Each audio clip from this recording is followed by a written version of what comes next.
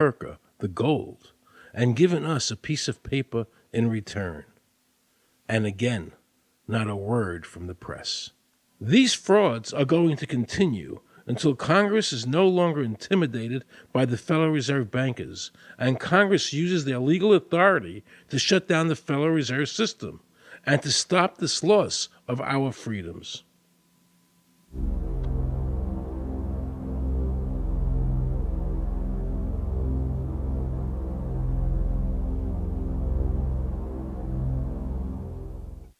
Is there a law that requires people to file a 1040? Not explicitly, but it's certainly implied. Well, implied by force. Yeah. But is there a law? I can't cite a law, no, I cannot. But, if they think it's the law and they have all the guns, it's an authoritarian approach. Well, yeah, but that's authoritarianism. Yeah. That's not a country run by law. Do you think America is going deeper and deeper into becoming a police state?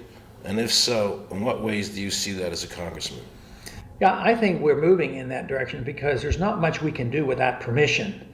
The absence of a police state is that people are free, and if you don't commit crimes, you can do what you want. But today, you can't open up a business, you can't develop land, you can hardly do anything. You can't go to the bank, you can't go to the doctor without the government knowing what you're doing. And they talk about medical privacy, that's gone. Financial privacy, that's gone. The right to own property, that's essentially gone. So you have to get permission from the government from almost everything. And if that is the definition of a police state, that you can't do anything unless the government gives you permission, we're well on our way. This is something that people eventually, I hope, will get sick and tired of and say, enough is enough. I sincerely believe the banking institutions having the issuing power of money are more dangerous to liberty than standing armies. Thomas Jefferson. You must understand the Federal Reserve is a cartel made up of the major banks in America, and they are the ones that are running the show, not the federal government. The powers that be behind the system, the financial interests, are able to exercise a disproportionate amount of influence on not only the economic structure of the country, but the political structure.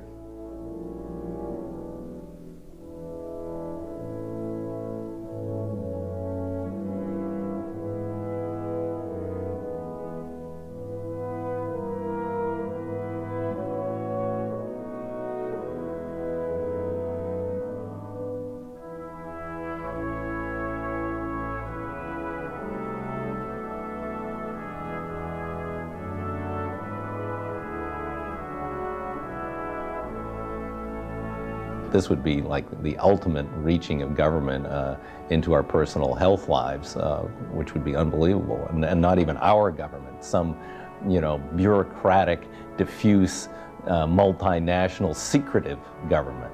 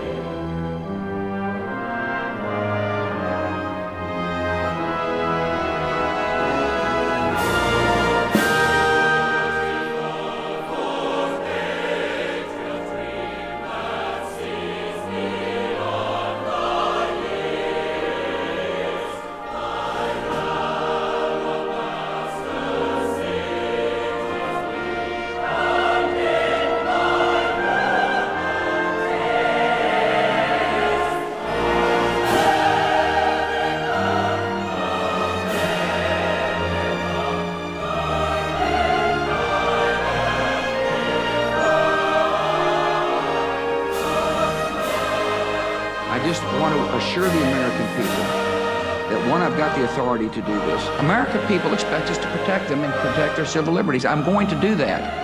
Preserve, protect, and defend the Constitution of the United States. The Constitution of the United States. So help me God. So help me God. So help me God.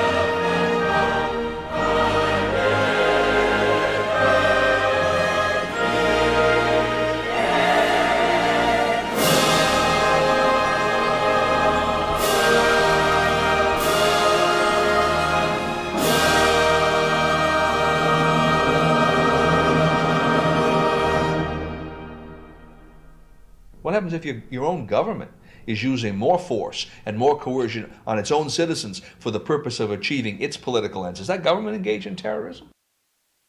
Now let's watch the government add insult to injury to the people of New Orleans. No one will be able to be armed. We will take all weapons. That happened today in this wealthy neighborhood where homeowners had armed themselves to protect their mansions. Residents were handcuffed on the ground. In the end, police took their weapons but let them stay in their homes. Wasn't that kind and generous of the government to allow people to stay in their own homes? How thoughtful. Of course, they couldn't defend themselves from looters.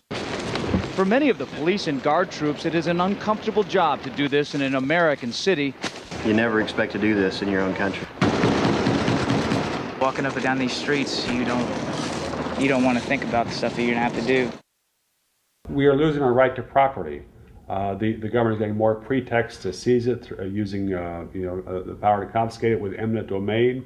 The asset forfeiture laws have proliferated.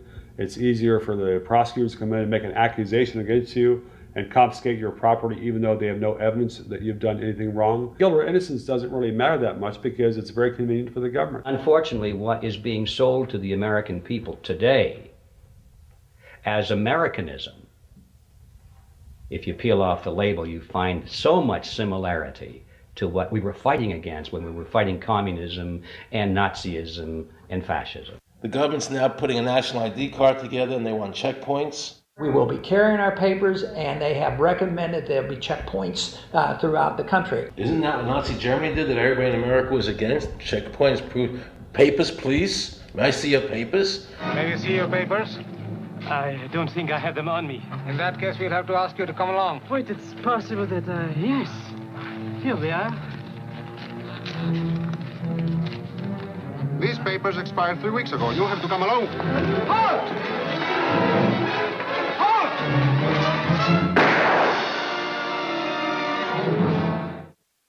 In the new legislation, the national ID card is in it. It takes 3 or 4 pages to describe, and it will be connected with our driver's licenses. The states will be instructed on exactly what they have to do. Social security numbers will be used. Some type of a physical proof, such as fingerprints or retinal prints, have to be on it.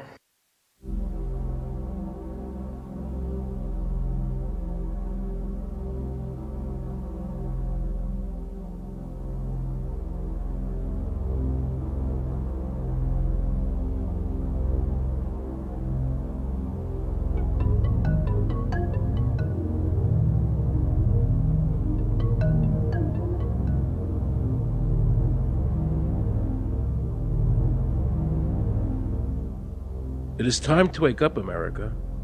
These ID cards are not about defeating terrorism, but they are all about controlling the American people. I arranged an interview with Catherine Albrecht, a leading authority on the RFID chip. Her book entitled Spy Chips is the definitive book on this subject. I wanted to find out just how dangerous these chips are to our liberties. RFID is a technology that uses tiny computer chips the size of a grain of sand or even smaller, hooked up to miniature antennas to transmit information about items at a distance. Back in 1999, Procter & Gamble, Gillette, and MIT got together to find a way to commercialize this technology and make it small enough, make it efficient enough, and make it low cost enough to, essentially, their dream is to put one of these tiny computer chips on every physical item manufactured on planet Earth. The